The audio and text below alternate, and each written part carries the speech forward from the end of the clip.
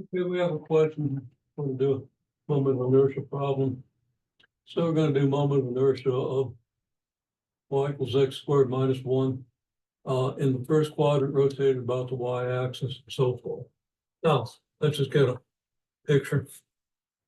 Y equals x squared minus one. Has a graph that looks like this in the first quadrant at least, right? And of course, in the second quadrant, it's symmetric. And now if we're going to rotate this about the y-axis, we're going to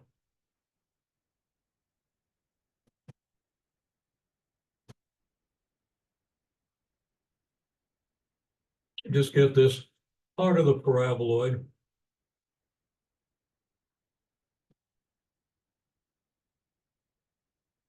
above the xy plane. So we'll kind of erase this much of it. Okay, so from the side, it's just kind of looks just like a parabola, except it's flattened off here. And it's sitting on the xy plane. Does that make sense? It's at least what it looks like. Okay. Now, we can do this integral in rectangular coordinates. We do it in polar coordinates. We could even do it in spherical coordinates, but that would be inconvenient. The typical increment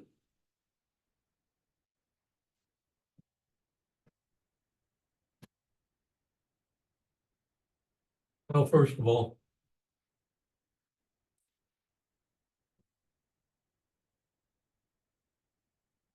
let's describe the region.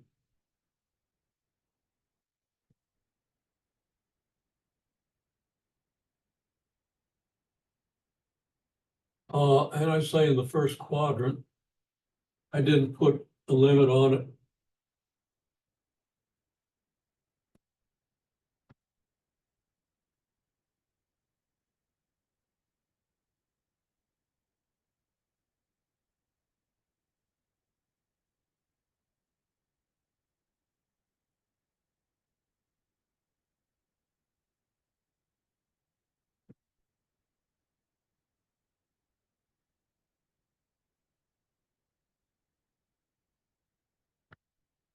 And say below y equals 3.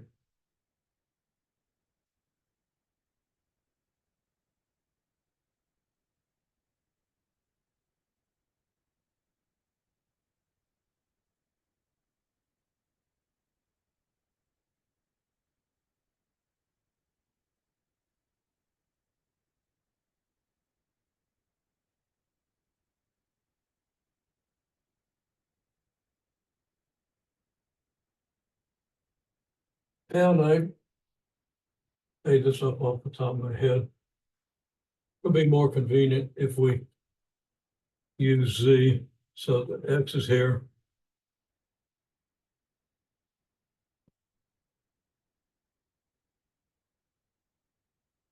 Y can be here, and z can be here.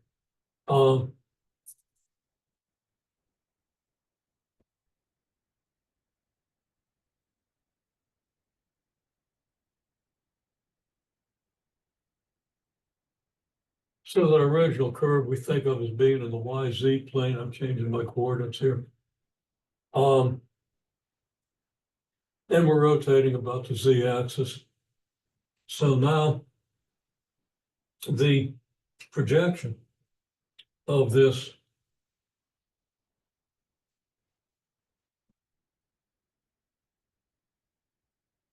solid is a circle in the XY plane.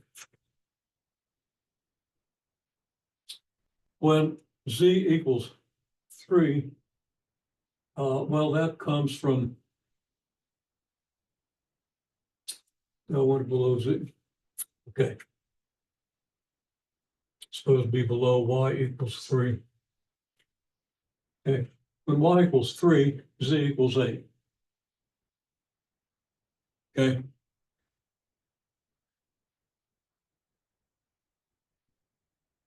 So this point here would be the point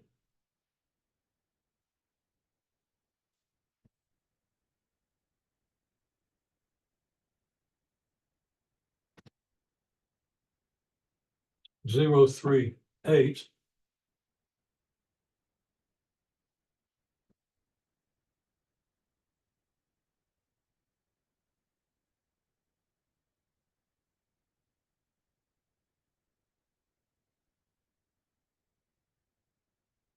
Let me try saying this right.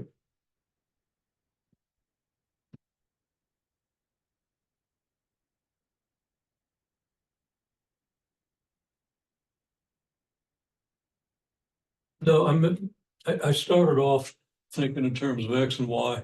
I'm thinking in terms of Y and Z, and I'm doing ignorant things. So give me a second.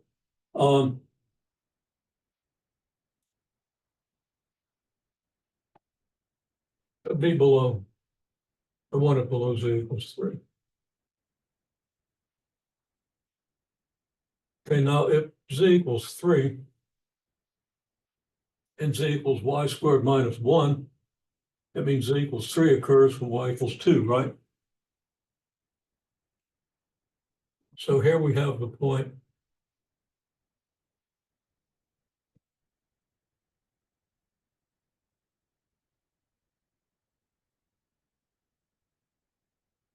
zero, 2, 3, which means, of course, that the radius of this thing is 2. I mean, here's our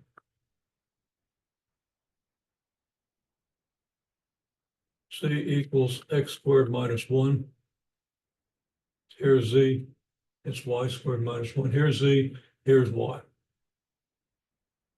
We're going to rotate this portion of the curve here, where we're bounded up here by Z equals 3. When Z equals 3, Y equals 2.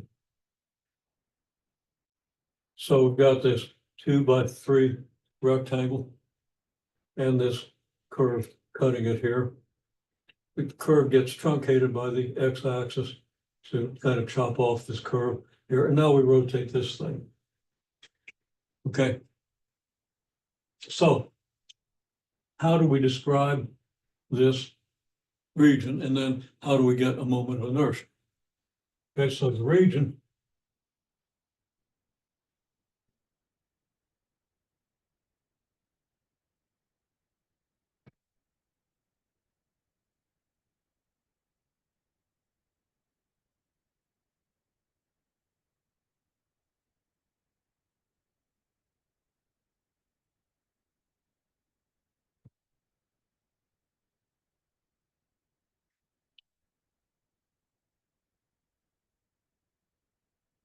describe the circle down here.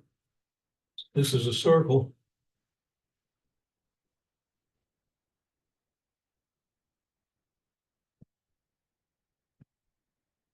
X squared plus Y squared equals 4. And for a point in that circle,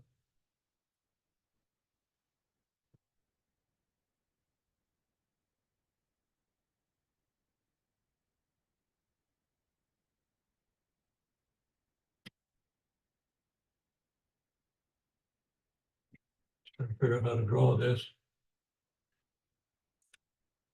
Okay, we also have a circle here.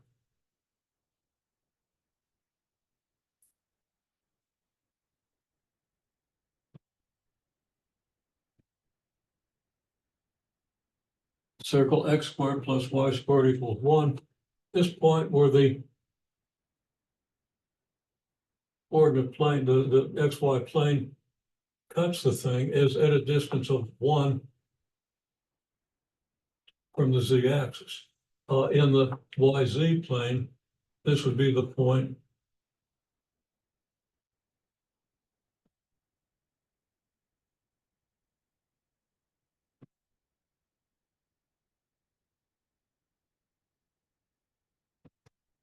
0.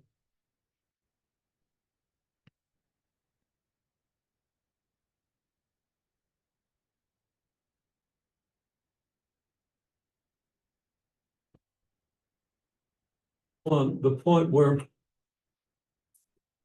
there's 1, 0. The point where z equals 0, y equals 1. Okay, if z equals 0, y squared minus 1 is 0, y is plus or minus 1. But this particular point would be 0, 1. So when we rotate this thing, we essentially have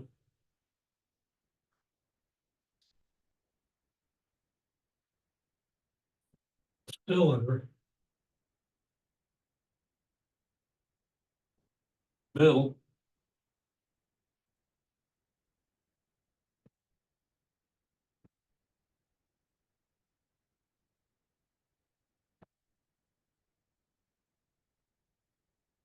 rest of the rotated figure. Does that picture make any sense?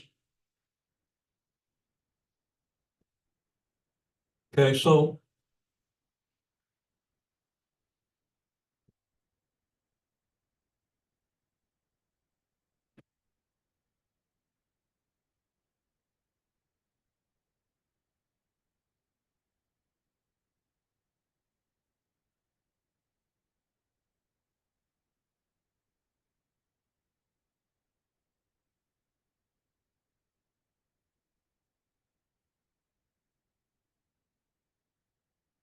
I'm trying to think of a good way to annotate this.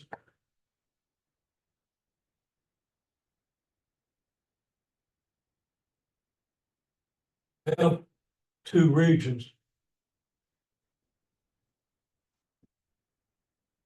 To integrate over this cylinder here, and have to integrate over the rest of the thing. Okay.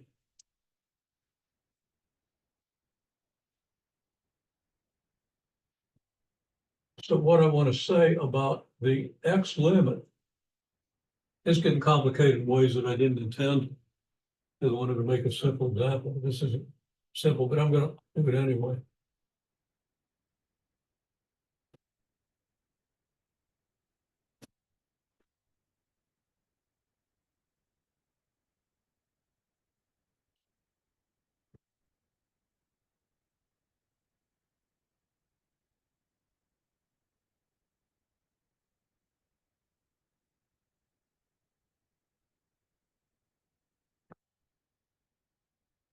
I'm deciding that I don't even want to do this in rectangular coordinates because cylindrical coordinates are so much more appropriate.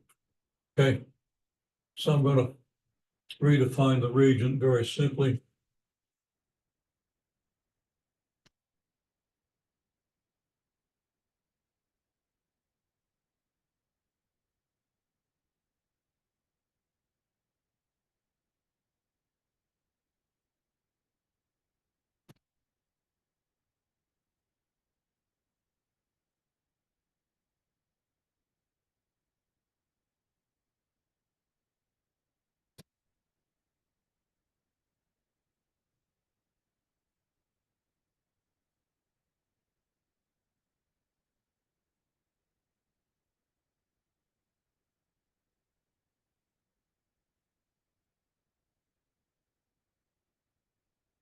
Trying to cut through complications here. Complication is this region in the middle. It has a different lower limit than the rest of the region. Okay.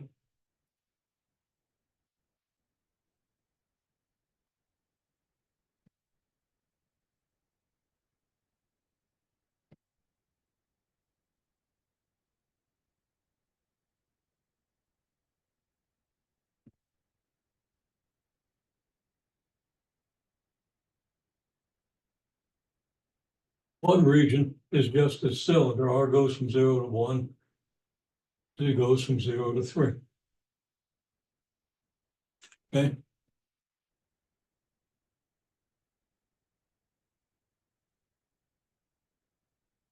It's a union of that region.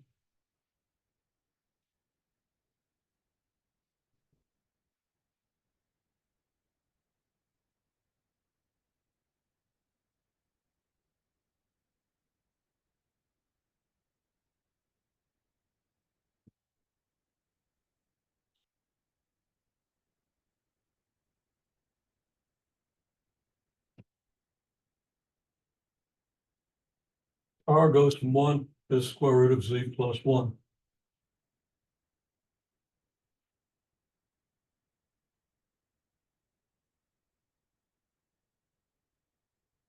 Now that's, here you got Z equals Y squared minus 1. Y is going to be the radius of any circle you have here. Okay, so when Y equals 3, you got a circle of radius 3. When Y equals 0, you got a circle of radius 1. Okay, Y squared equals Z plus 1. But since you're rotating about the Z axis,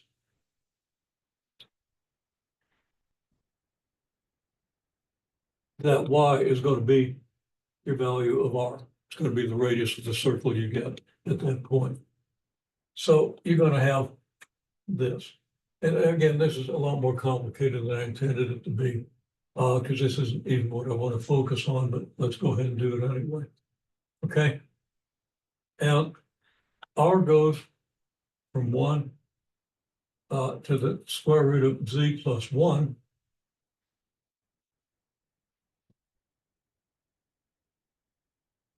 And also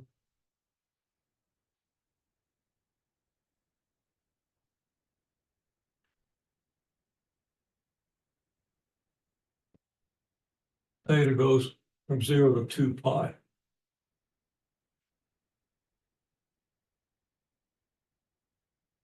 Okay, so this is the part of this sort of, it's a truncated circular paraboloid. Okay, got a question. Hang on. Okay, now here's the question. Since I define this thing in terms of the part of this curve in the first quadrant, ask, well, wouldn't you just then go from 0 to pi over 2 or negative pi over 2 to pi over 2 or something like that? Okay. Well, no. I'm rotating this part of the curve all the way around the Z-axis. Now, if I only rotated a quarter of a turn, so I only got the part of this region in the first octant, then I could integrate from theta equals 0 to pi over 2. Okay. If I want half of it, the half of it that corresponds to x greater than 1, I could integrate from negative pi over 2 to pi over 2 with respect to theta. Okay. So I could rotate any segment of this, and it wouldn't be any more difficult because the theta part of the integral is going to be pretty simple. We don't have a lot of theta dependence here. Okay. So anyhow, I believe this describes our region. Okay. A simple cylinder here, and then the part of this circular paraboloid outside of that circle and above the x-axis. It's like you got to, this region of rotation, or the surface of rotation, if you want, is just a paraboloid that extends down to z equals negative 1. So it's 1 unit below the xy plane. So it's like you take that paraboloid and cut it off at the xy plane, since I specified the part in the first quadrant. That the part in the first quadrant was the only part that was rotated.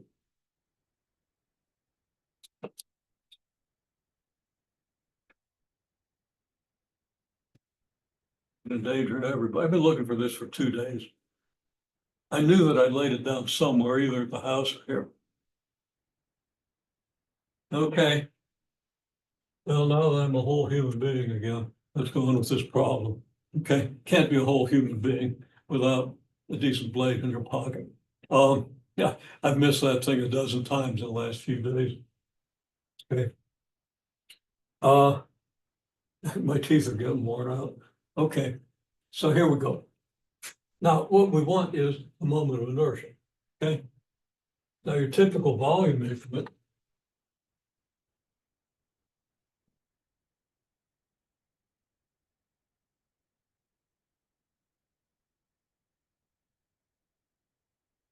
it's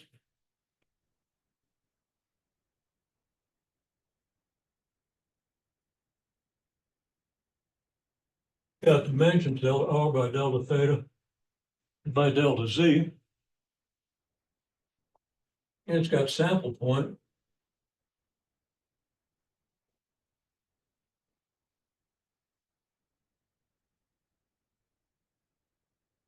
R star theta star Z star.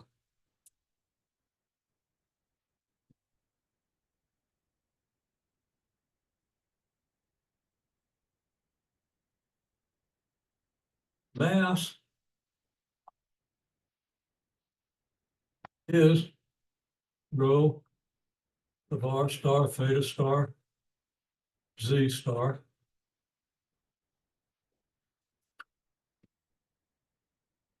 times R delta theta delta Z. Now again, the volume, I'll make a little note.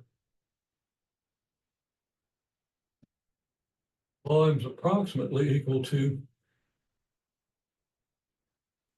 R star delta theta delta R delta Z. And hopefully we understand where that R star delta theta comes from. It's just the dimension of that thing at distance R star. Okay. And it's the arc of the circle, and you just use the definition of the radian. You find that the length of that arc is R star delta theta. And we've explained that to some extent. Yeah, pretty good extent, I think. Okay, so I don't want to re-explain it right now. I should have put a star in this R here. So there's the mass of the region. You know, we call this maybe delta M.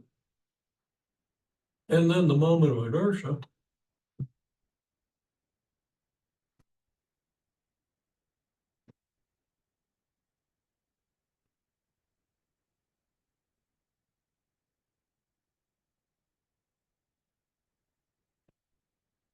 And I didn't say about what.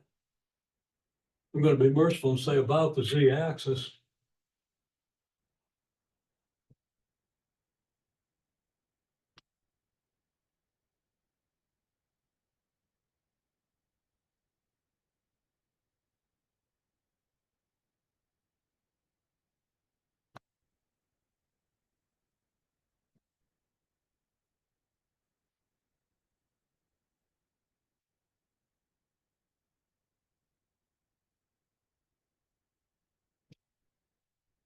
I don't have room to write all that out. Besides, I want to emphasize how this is being built up. It's just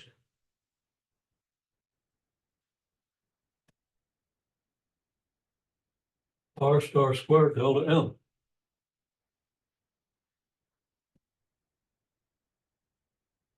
And it comes about because the work you have to do on a mass increment at distance R from your axis of rotation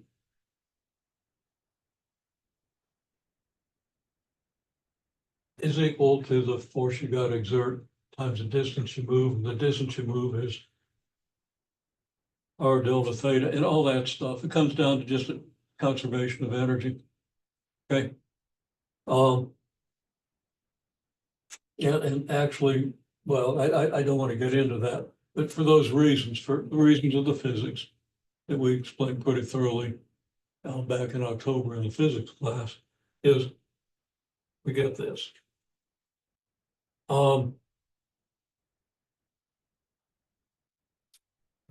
That equals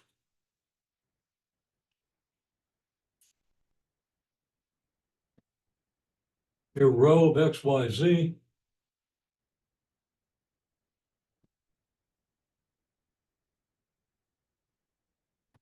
shortcut this, it was X squared plus Y squared, okay? Well, that's the square root of R squared, right? R star squared, which is just R star. Since your density is always positive. And plus 1. So this takes care of the fact that it's a moment of inertia. This takes care of the density. And then the volume is R star delta theta. And I'm going to kind of be in the habit of writing R star delta theta because that's one of the dimensions of your mass increment. And then the other dimensions are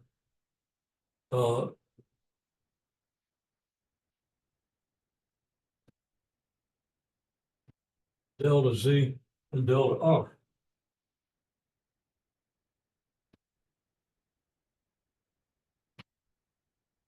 So now what we're going to integrate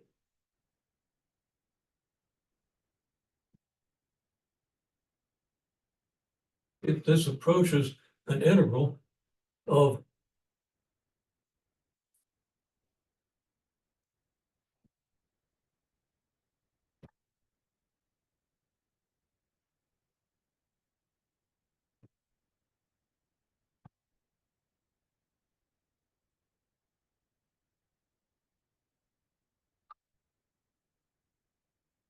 it's a triple integral of R squared times R plus 1 of R d theta dz dr. The only variable you have to integrate is R. Okay. And you can integrate R in any order because none of the limits are going to depend on R. Oh, wait a minute, let's make sure. Yep, R goes from 1 to the square root of Z plus 1 goes from, oh, sorry, yeah, you gotta be careful when you do this part. R goes from 0 to 1, so we probably don't want to do that order of integration. So we probably had better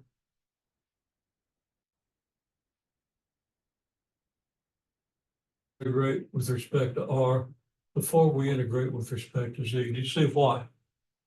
Because when we're integrating R from 1 to the square root of Z plus 1, we're going to get that square root of Z plus 1 in some form in our integral, and then we better have not integrated Z already. Okay? So that's what it's going to be. Now that's actually a fairly simple integral. Now we have to set it up. We have to do two integrals. We have to do one for this region and one for this region. Okay, so I'm just going to write down the integrals of what I do. And also, instead of writing all these R's out, I get an R to the fourth plus R cubed. Okay, so all these R's go together, give us R to the fourth plus R cubed. So now I'm going to say, okay, here we go. Here are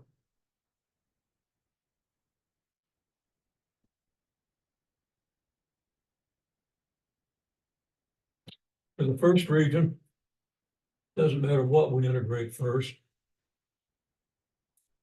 So I'm going to go from 0 to 2 pi.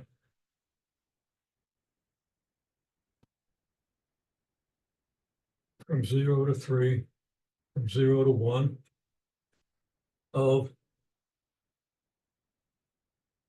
R to the fourth plus R cubed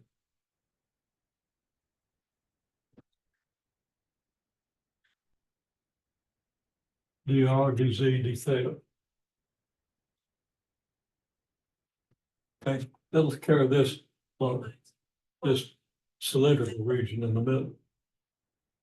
And I've got to have a place for the rest of the integral, or the rest of the expression, in the second integral. Then that's going to be plus the integral, going to be a triple integral. And you're going to be integrating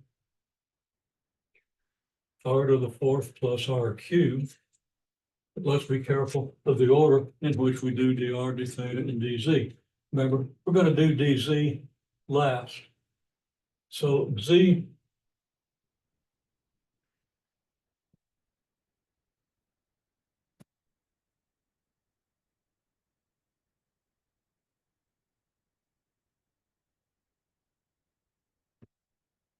okay, I've got a complication because I don't have limit in z. Z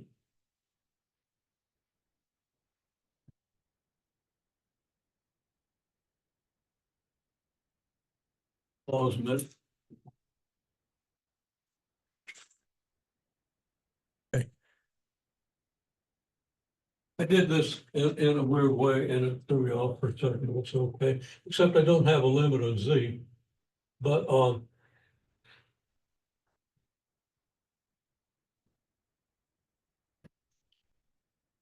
Z goes all the way from 0 to 3 for every point outside this plug, right? So for every Z on the Z axis, in other words, here's my Z axis. I partition the Z axis from Z up to 3. Then every partition for this interval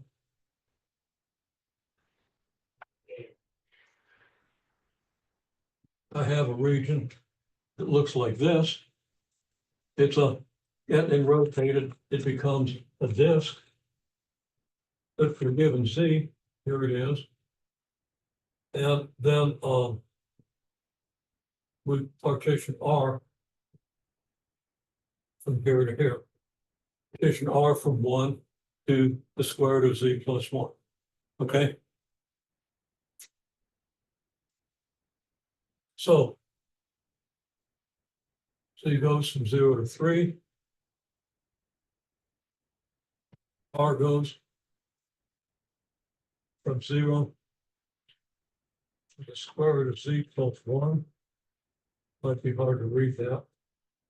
And theta goes from 0 to pi over 2. Or 0 to 2 pi, sorry.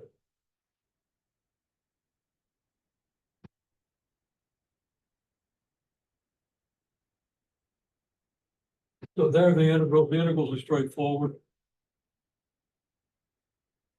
I mean, you are going to get an r to the 5th over 5 and an r to the 4th over 4. And with the r to the 5th, you're going to have a Z plus 1 to the 5 halves. But that's just a simple U substitution, split on Z plus 1. Okay, so that's easy to integrate. And an r to the 4th is even easier, just quantity Z plus 1 squared.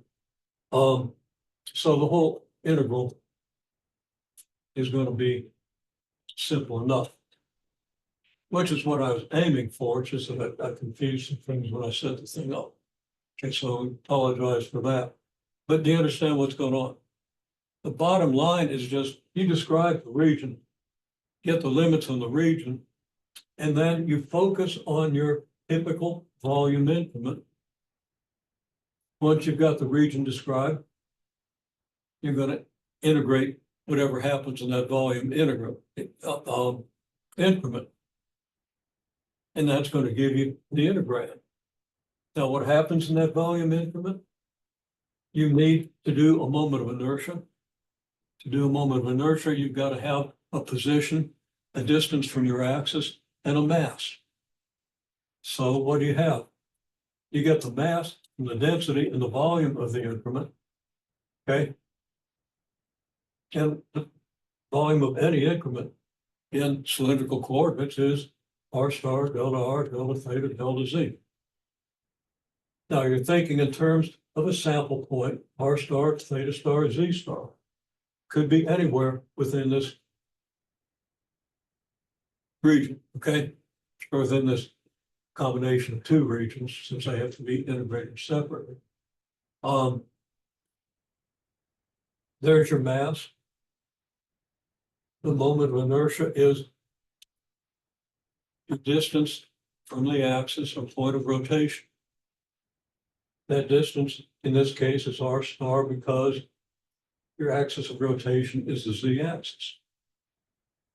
So whatever your r coordinate is, that's how far you are from the z-axis. That's what the r coordinate is in cylindrical coordinates. Okay? So we're multiplying by r star squared. And if we just wanted the first moment, like a torque, just integrate r star times delta m. Well, anyhow, r star squared delta m, well, there it is. We've got our delta m right here. We just throw an r star squared in front of it. And fill in the details of our density, right? So density function gave us squared r star squared plus 1.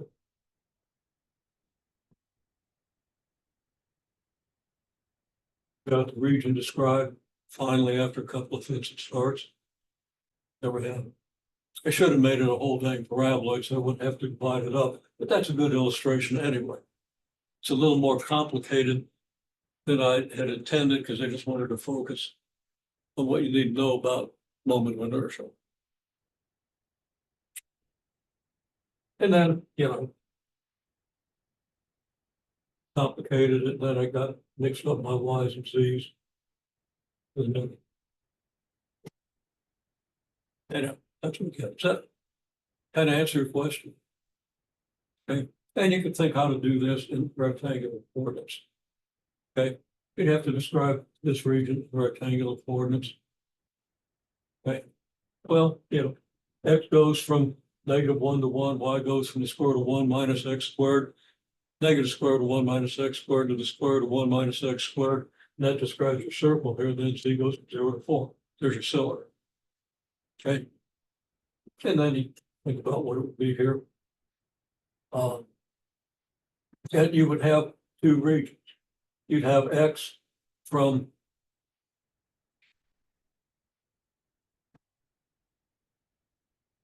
one to two.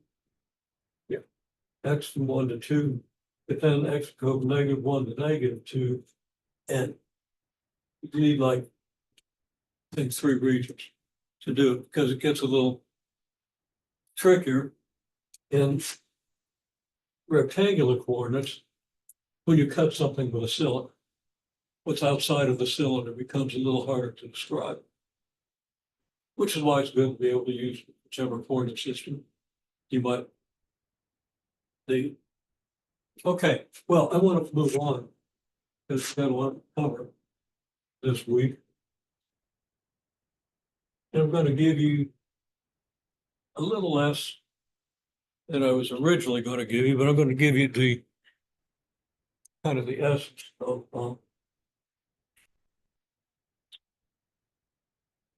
vector fields. Okay. Now, a typical vector field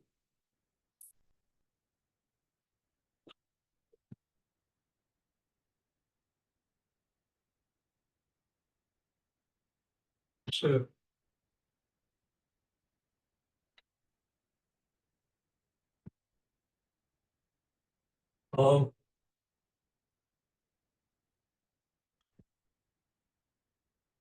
squared y to the 5th.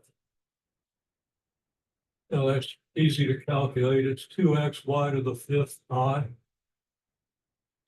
Oh yeah, let's put a z in there. I'm not sure I want to put a z in the denominator, but probably going to regret it, but there we have it.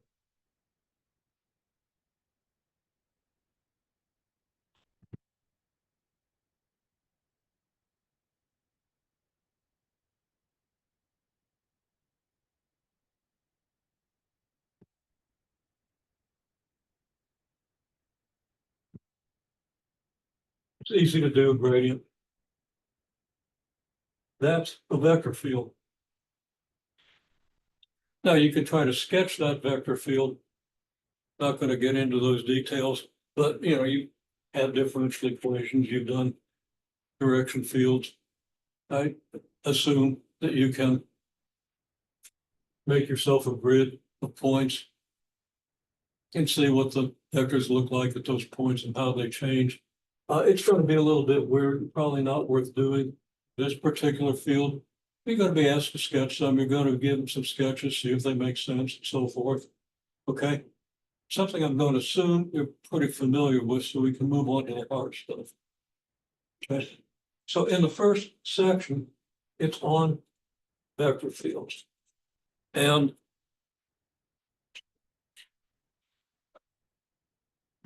I do need to keep myself honest here. Here talks about velocity fields. Okay. It talks about gravitational fields. Those things are not overly difficult to understand. I think you can get everything you need just by reading the examples, okay?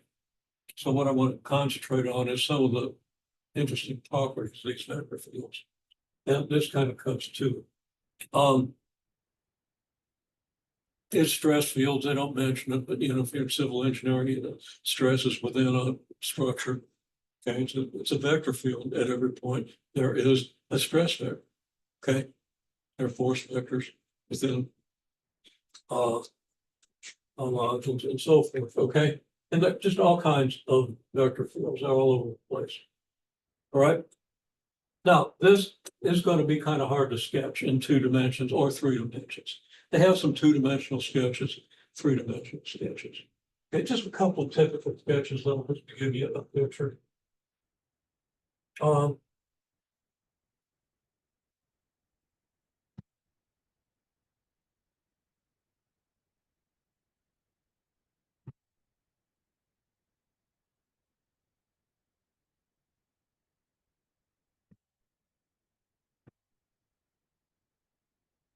This is supposed to depict a radial field.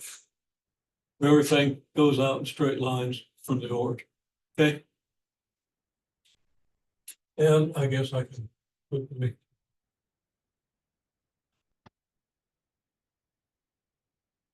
it's not uniform and complete. I need a few more arrows, but I don't want to take the time. It's just a radial field that's diverging from this point. So I'm even going to label this. This is a diverging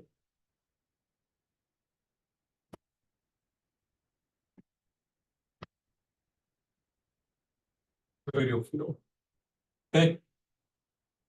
Now, another important field, and this is, leading up to the last thing we do is the divergence scale.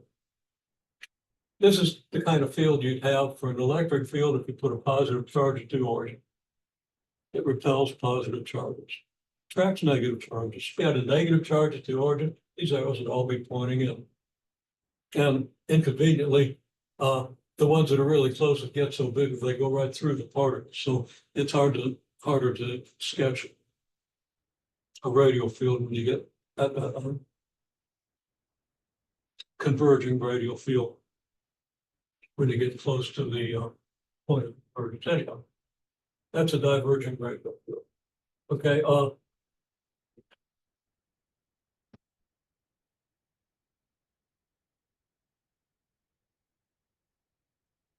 You concentric circles.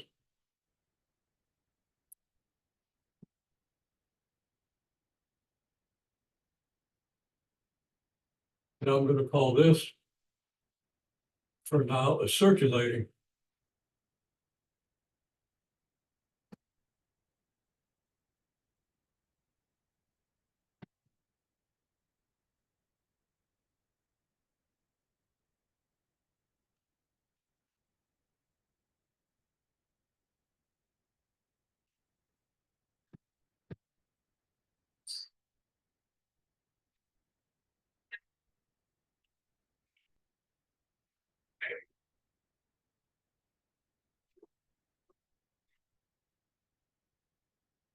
it tends to circulate around this point.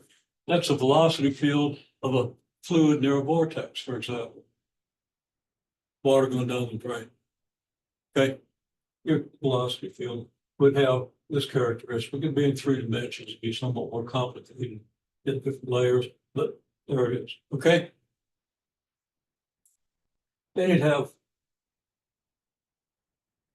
some turbulence, which would screw everything up and make it really hard to model. Okay, but these are 2 important types of fields. I will mention that this field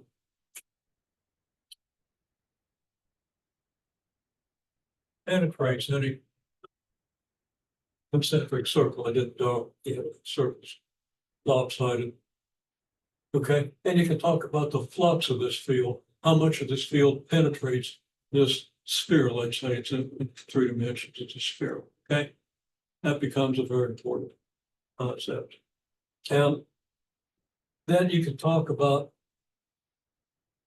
the circulation just being a line integral of the vector around of F, okay, and we're gonna talk about that in a minute, okay? Because that's kind of a simple concept. Okay, well, anyway, you consider this.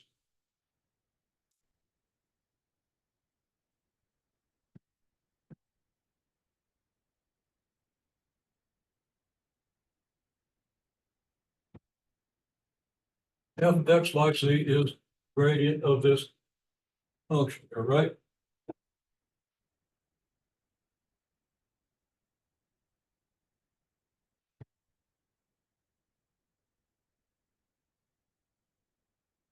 F is the field.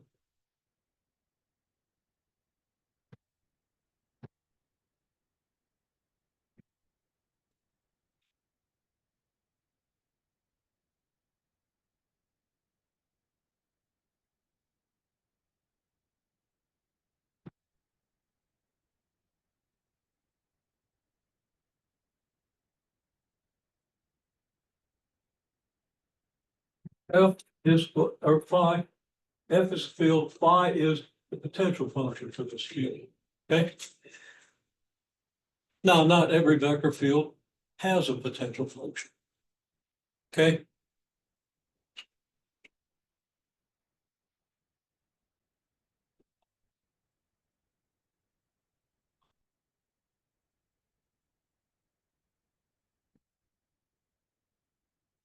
F has potential function if and only if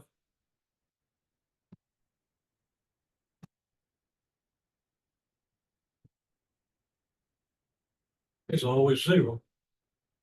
We talked about the curl, del cross F. I don't know if we have or not.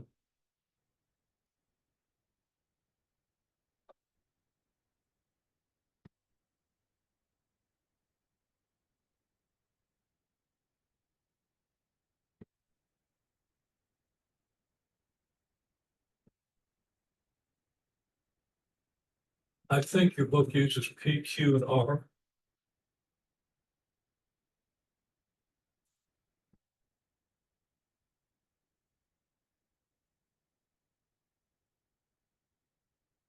Now you have used the del operator to calculate divergences, okay?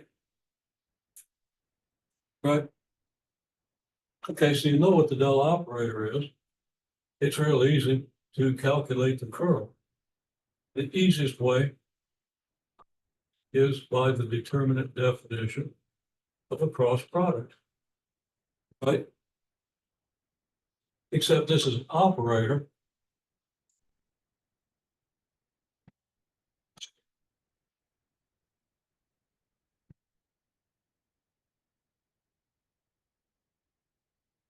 I'm writing partial sub x, partial sub y, partial sub z for the partial with respect to x. So for example, this is shorthand.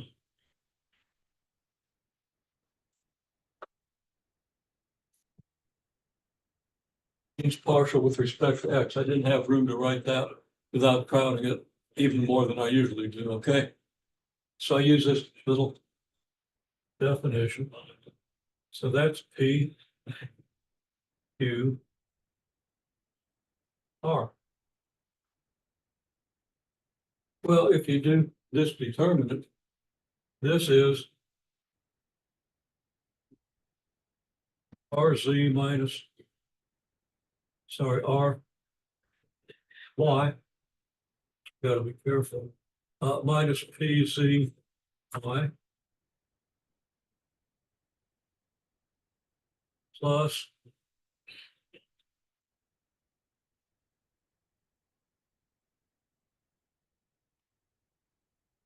PZ minus, careful, I got one blind today, RX,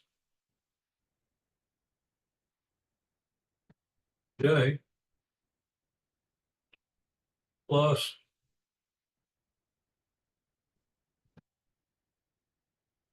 QX minus UY. Hey, okay, they're just doing the determinant. You know, you do expand in terms of the first row, it's I times the determinant of what you get here, which is RY minus QZ, RY minus N, the PZ, it's QZ. Okay. And then you throw out the Y column and you do partial there, and you're going to get PZ minus RX, got that right. Then you throw out the K, you're going to get QX minus PY. So except for that PZ there, I had it right. Your book is going to give you, they're not going to tell you this because they haven't introduced the curl yet, but I just did. And it's quicker to understand this than to remember that RY equals QZ.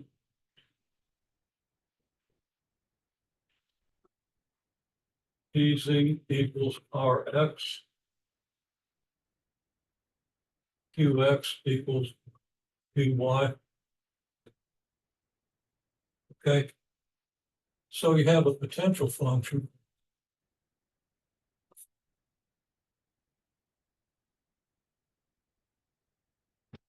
To satisfy these conditions for a function PI plus QB plus RK. Do you want to remember this or do you want to remember this?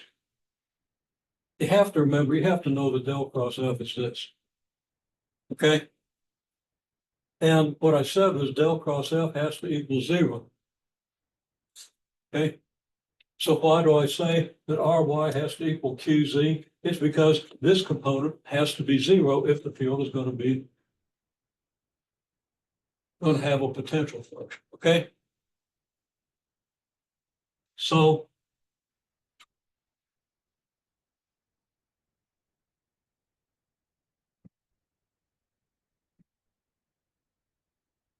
if this, then del F equals all this, which equals the 0 vector. So every one of these equals 0. So this has to equal this, this has to equal this, this has to equal this. It's easier to remember del cross F is 0 and just work out what that means than it is to remember these three quantities that really have no meaning other than here. Now, maybe you can invent a meaning.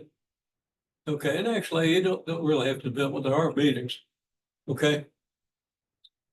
I just recommend you consider remembering this rather than trying to memorize these, because this can be real confusing. Other permutations, and if you do permutations, I'd be good at that. You can remember it that way, but not for long. That's something you're never going to forget because you're going to use it so many times. Okay. Okay, well, now why is this all important?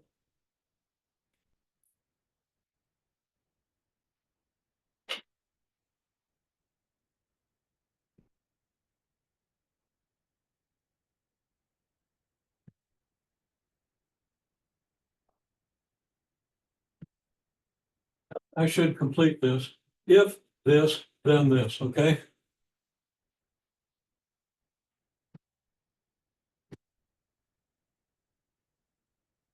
That's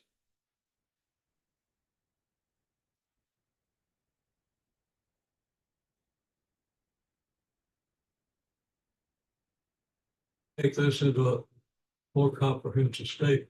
If F equals PI plus QJ plus RK,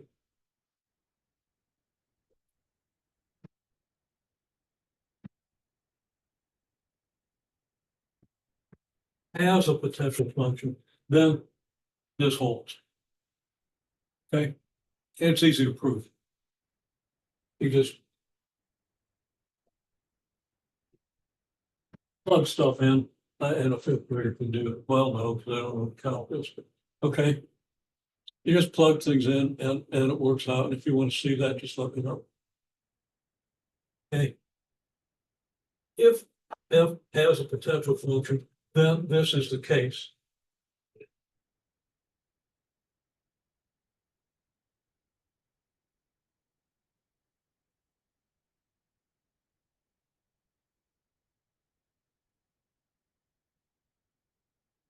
And conversely, Meaning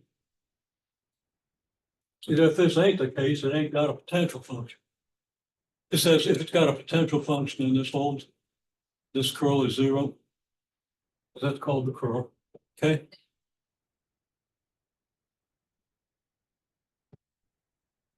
If the curl isn't zero, it doesn't have a potential function. Okay, if I add if I do a plus xi on this, it no longer has potential function. I don't think. I bet a lot of money. Okay, equivalent statements.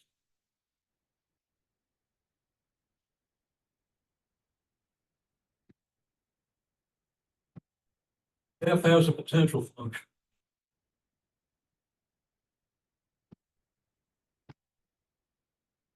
Del cross F is identically zero for every set of coordinates. Thing is zero.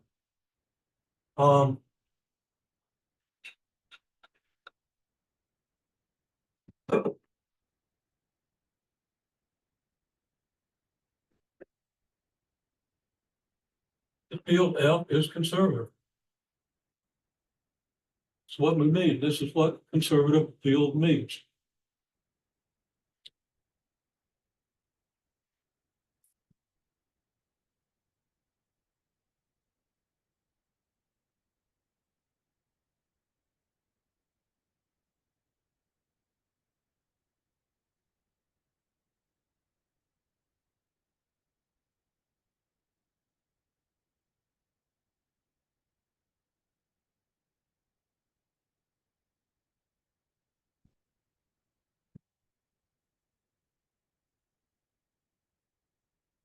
And this is a fundamental theorem of calculus in all multiple dimensions. Okay, doesn't this just look like the integral equals antiderivative at this point minus the antiderivative at this point? Okay, so I'm just going to say, make the comment that phi is like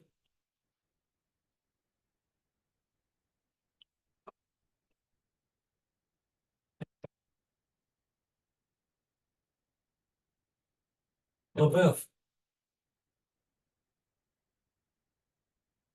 Now, what you don't know is what I mean by this integral.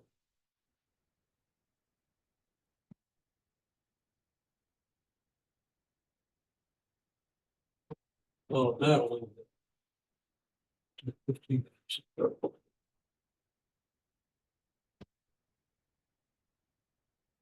You should be well prepared to understand a line. So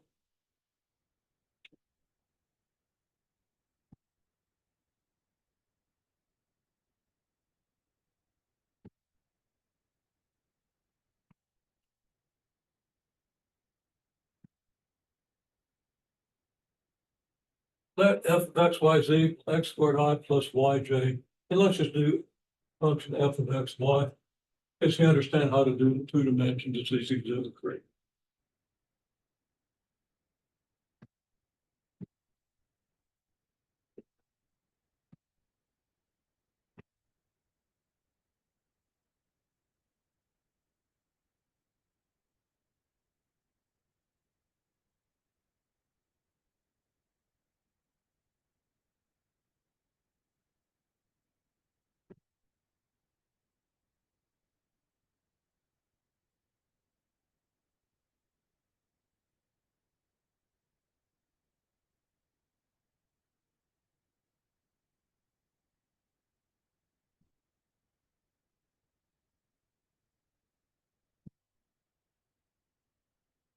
T goes from 0 to 1. Ti, x is ti, y is square root of tj, t goes from 0 to 1.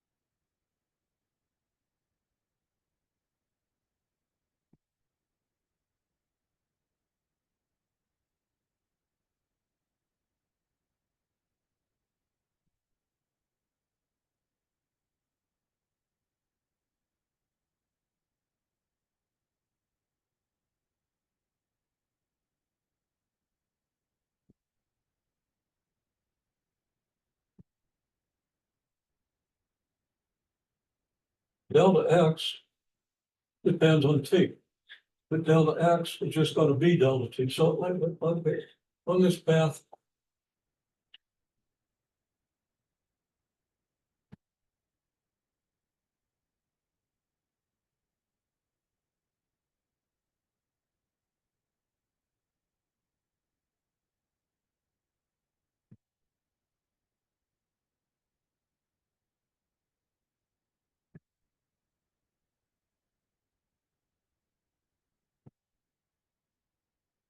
partition your t's.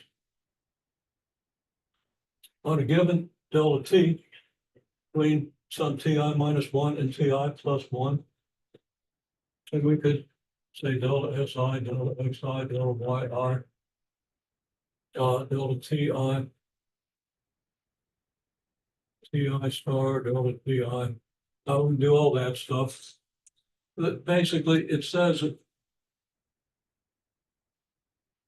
your delta x is going to equal your delta t. Since x of t equals t. Okay? If x of t equals t, then delta x equals delta t. But if y equals the square root of t, then delta y is not equal to the square root of delta t. It's equal to the derivative of delta t times, or the derivative of square root of t times delta t. The derivative of the square root of t is actually it's negative too. I didn't get that. Okay? It's this. Take the derivative of delta t multiplied by the delta t.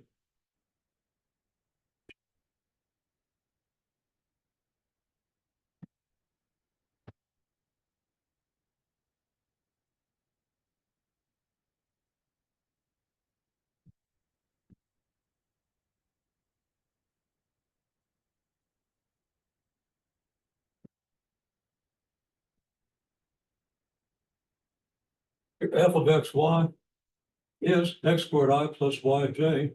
But on this path, you're going to express that in terms of t. It's going to be t squared I plus the square root of tj.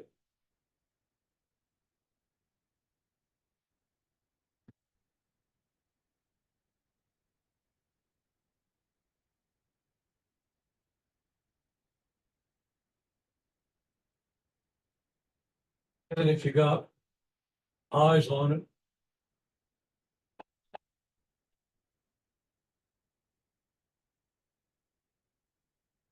the ti star, tj star, because you can do all this at a sample point within that interval. I've been a little sloppy with this because I need to do it kind of quickly.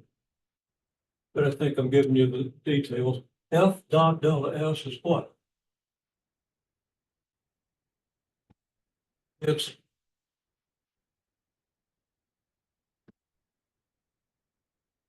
and we'll put an I in this. It's going to be ti star squared I plus the square root of ti star j dotted with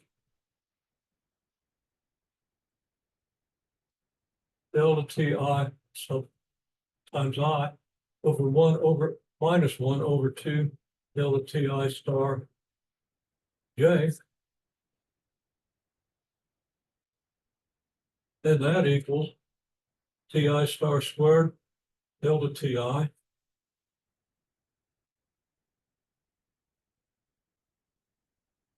from the I components. From the j components, it's minus square root of ti star. I'll do it. Square root of ti star to over 2 square root of ti star. There's no I in it. Okay? But then it's times delta t, and I left my delta t off here.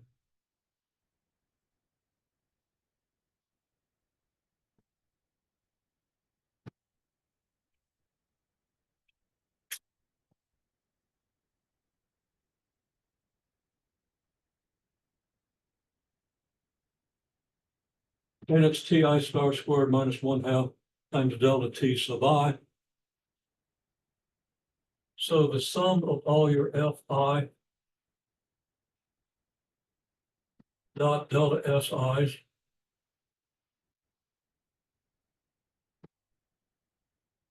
the integral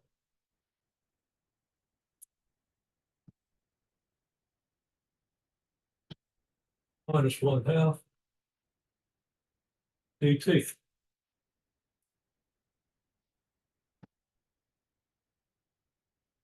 Now, all that is pretty straightforward. We have a function. We parameterize x and y one way or another. Partition the t increment, or think of partitioning the t increment, and get our expression for the delta s and the value of f on a typical interval. Get the dot product of those two things. We sum that up and we get the interval. Now, what does this mean? Well,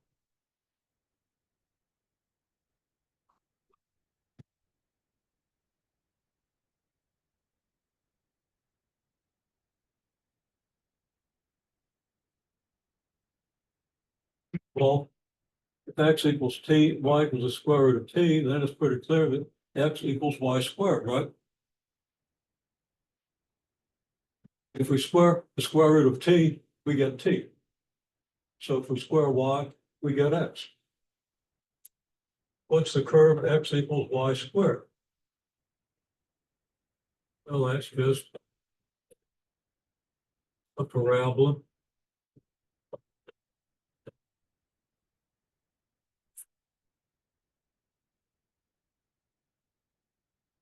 The point on the parabola for t equals 0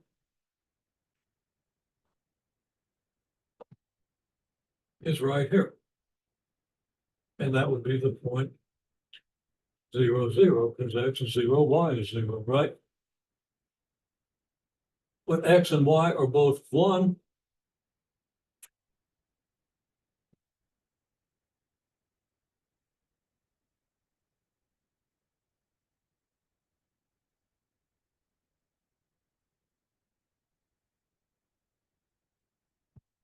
implies that we're at the point 1, 1. As t goes from 0 to 1, we follow this path. That's the color.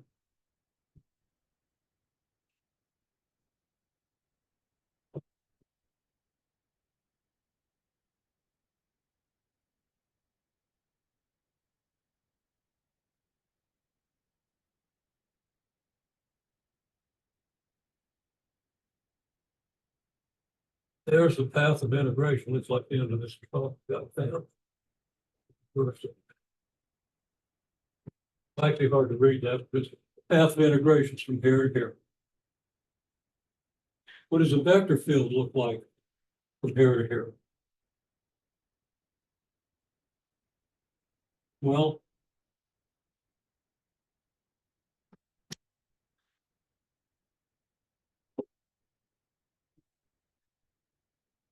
vector field in the first quadrant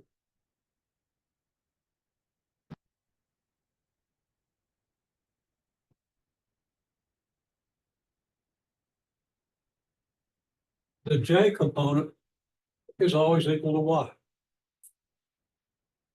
Meaning, on the x-axis, the j component is always 0. And close to the x-axis, the j component is always 0.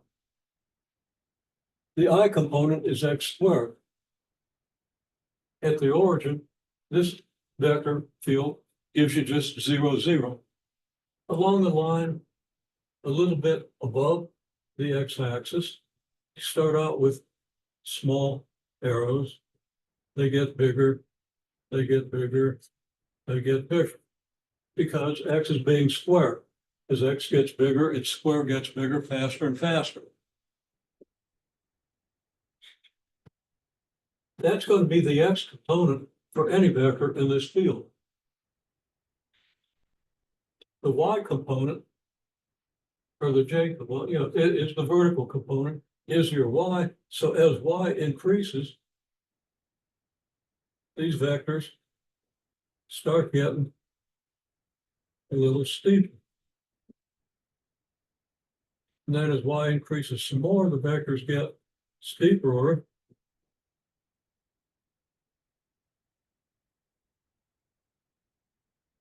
And they continue doing so.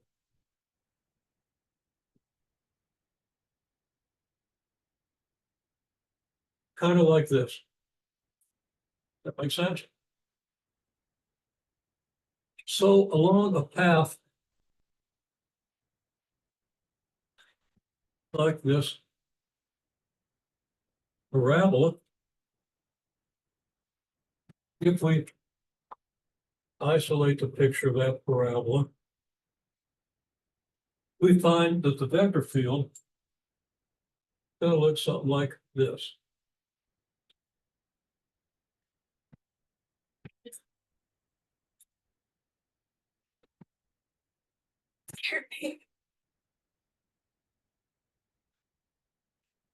Not very accurate and very well drawn. We see that here, the vector field, since this curve starts out vertical, that the vector field is almost perpendicular to the path. So if we got a typical delta S, I want to go in there. I don't want to use that color.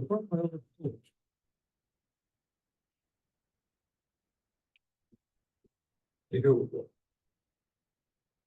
Okay, if I do a delta S right here.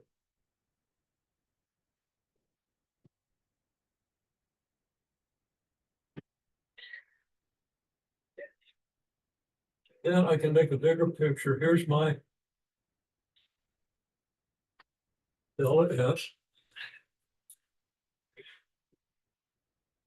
And here's my F. Okay. My F has a component that's perpendicular to my delta S. So I can project this vector back here and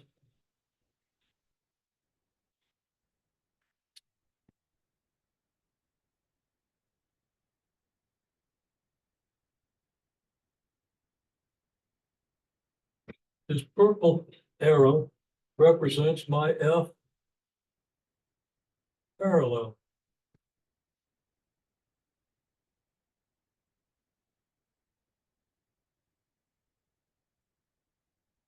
And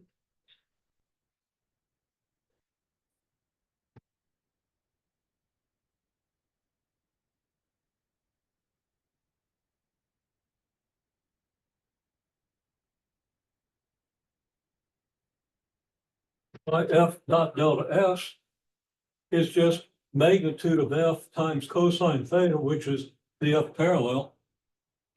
Okay. This is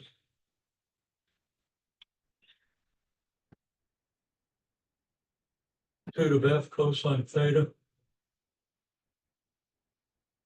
Here's theta. Theta's angle between the vectors. Hopefully you're familiar with that.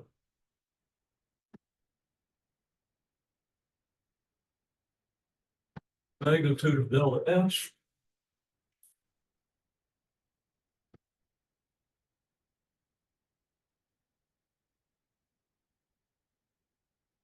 definition of dot product is this is equal to the magnitude of F cosine theta times magnitude of delta S, right?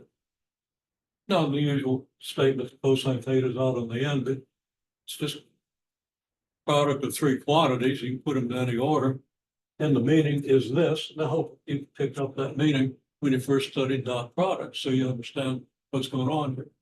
So what you're integrating here is the component of F that's at on every segment, the component of F that's parallel to delta S.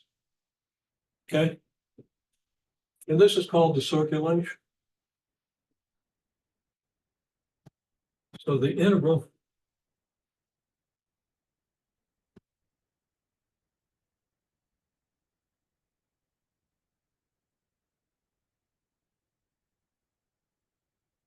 in the case of this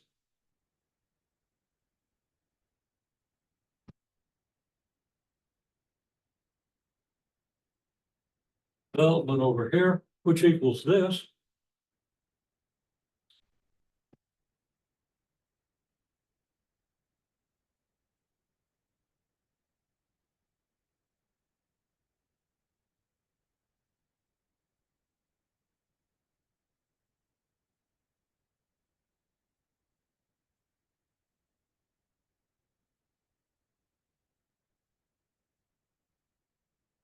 Is circulation of F along the path.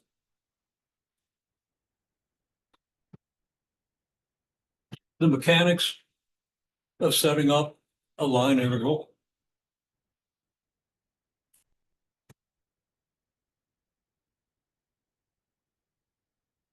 like what I did here. You parameterize your path. You partition your parameter. There's only one parameter now. Next week, I think, we see surface integrals where you have two parameters to describe a surface. Okay, so be sure you understand the partitioning process here. Go back and look at it again in your second semester calculus, even first semester calculus. Okay, so remind something. You focus on partitioning the interval. You focus on one specific increment within that partition and ask yourself, you try to integrate F dot delta S, right? Ask yourself, how do you represent F in terms of your parameter? Well, F is x squared I plus yj. If x is t, then it's t squared I, which is here, okay? And if y is a square root of t, it's a square root of tj. At the sample point within the interval, I want to think that through every time till you really get used to it. And now you have an expression for your delta S, which is just delta x, delta y, delta xi plus delta yj, where delta x depends on the function you're using in the parameter. So you got to do some derivatives a lot of times, but that's pretty easy. And your book will give you kind of a formula. It'll give you dx dt times delta t and all that. Okay, I've done it implicitly. Don't do it very explicitly. So you should recognize it when you see it. If not, take a closer look, either at this or that. You get these two expressions. You write out with these two expressions, the dot product of these two expressions. And then you sum it up, and that dot product tells you what your integrand is. Okay, and this is what that integrand represents.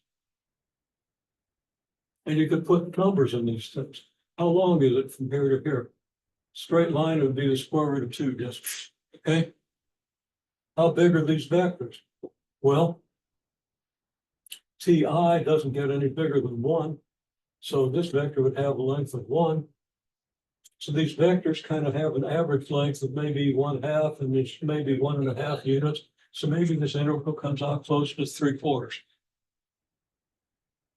If you just look at the scale, look at the size of the vectors, and then look at are the vectors pretty much parallel, or are they usually perpendicular? If they're pretty much parallel, you're going to get a bigger integral. If they're all perpendicular, you're going to get 0. Because your dot product at 90 degrees is 0, right? So if all these things are cutting across here at right angles, then you have no circulation.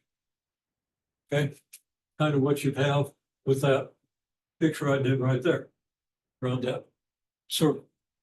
Okay, line integral around that circle of a radial field will give you 0 circulation. But if you did circulation integral, that would be like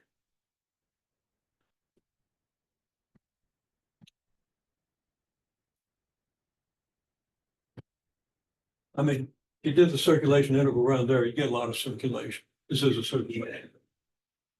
Say something about long variables, but we'll deal with that. You'll see that and we'll talk about it Thursday. Okay. All right. So there's a lot of content in what I've told you. There's a lot that I haven't had time to tell you, especially since I kind of hung up. Somebody had the audacity to ask a good question, and I kind of took a little longer than I should have to answer it. Because I chose to do something not totally trivial. Turned out to be less non-trivial than I thought it was. It's still pretty trivial. Okay, so anyhow, there's the process. So that's what you want to get into. Get into the first section at least, so you get your feet wet. And at least read over the second section and see the expressions you get to do these line intervals. And I'll talk more about them next time. And then we'll talk about Green's theorem, which is very, very cool. And unexpected.